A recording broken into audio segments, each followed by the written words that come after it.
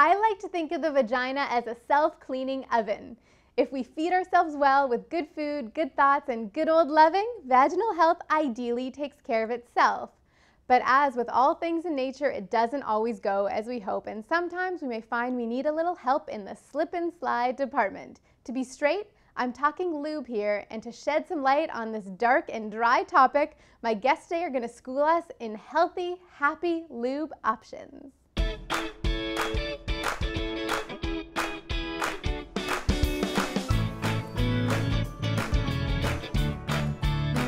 Today is the day. Let's make this happen. There is no topic on Meghan TV that is too touchy or feely or slippery or slidey. And we've got the Red Tent sisters, Amy and Kim, back to talk about lubrication. Welcome back. Thank you for having us. Oh, I liked how you did that too. That's awesome. Before we get into the natural solutions for lubrication, can we talk about what causes the old vag to dry up? There's a lot of different things. I mean, menopause. I don't mean old, by the way, in terms of age, because it can dry up young too. Oh, for sure. The number one reason that we would get women coming in was when they were breastfeeding, because certainly hormonal changes are happening. So that's a big one, but it can happen for any number of reasons. Certain medications, birth control, for instance, but other medications as well. Just time of your cycle, diet. Right. Hydration. And then hydration, diet, stress. Yeah. And also menopause can do it too. Yes. And there's no reason women over 50 need to stop bowing. No, Okay? definitely not. Most of the lubricants that you can buy in your grocery store or pharmacy or drugstore are full of toxins. So why do we want to avoid? What specifically are we avoiding? So big things would be parabens, which I know you talk about all the time, endocrine disruptor, just generally not good for you, can also cause a lot of allergies. And same with glycerin, speaking of allergies, it can really promote yeast infections. So a lot of women coming in saying, oh, I'm allergic to lube, but it's the glycerin. No turn on quite like a yeast infection. Some cottage cheese secretions. I think I called it like vaginal poutine in another video about Yeah. You will never eat fries with cheese curds again. Whatever it takes. Yeah. So there's a lot of chemicals in those conventional lubes. You've got some options for us. Let's talk about the different ones we have here. Yeah, so in terms of things to avoid, as I said, parabens and glycerin. The other one is propylene glycol, which is actually just an antifreeze, so not exactly you want something in your vagina. No. Same there. So that's one of the things to really keep in mind is that a lot of brands are doing health washing, which I know you're not a fan of, nor are we. No. We should go after some toxic KY lubricants, not that I'm going to name names. Well, there are brands that are out there that are saying, oh, we're all natural, paraben and glycerin free. Well, you look at the ingredients and propylene glycol is number one on there, and there's a bunch of other things. So really to stick with ones that are from like a health food store or somewhere where you can ask questions. And certainly looking at the ingredient list is really, really important. Right. Absolutely. So let's talk about the ones that you've brought here. Yeah. So we've got a few different options. These are all water-based lubricants. So in terms of water-based lubricants, we've got the Hathor, which we really like because it's a mother-daughter team out in Vancouver, which we think is pretty adorable. Love mother and daughter doing lube together. Yeah.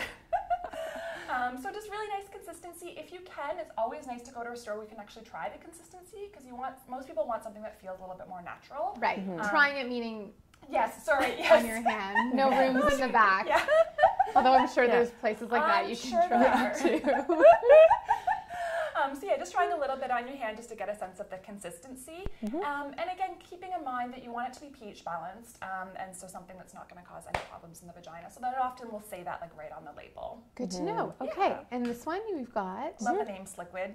Sliquid, yes. Sliquid Organic. So they make a whole line of products. These ones are vegan, which we were talking about in an early episode about the fact that there's often milk protein in the lubricants. Yeah. Oh goodness, milk in the vagina. Yeah, good call. Each their own. Each their own.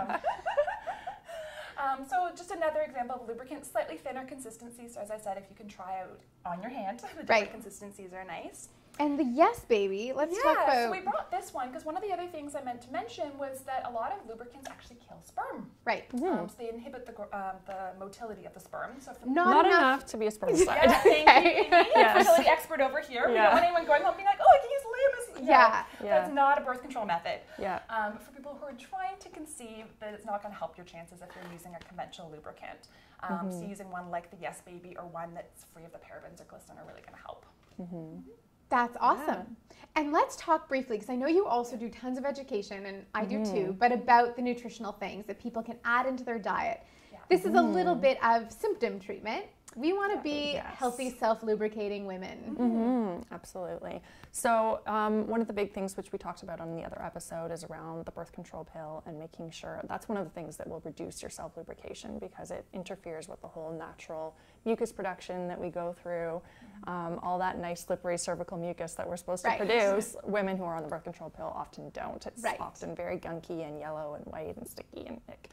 So you want to get that out there, and then you want to detox, like using all your great suggestions around detoxification to get those synthetic hormones out of the body. Because I've seen it take like a year for women to get that stuff out of their bodies. 2 years before their cycle starts to re-regulate. Yes. And I always recommend loads of fish oils, the really good healthy fats, because it's like, it's the lubricant. It keeps our joints oiled. It keeps our... It does. And also those healthy fats are essential to our sex hormone production. And so we can't produce our proper estrogens and progesterones without proper fats. Absolutely. An extra tip is that those healthy fats are also what make the tails swim on the swimmers too.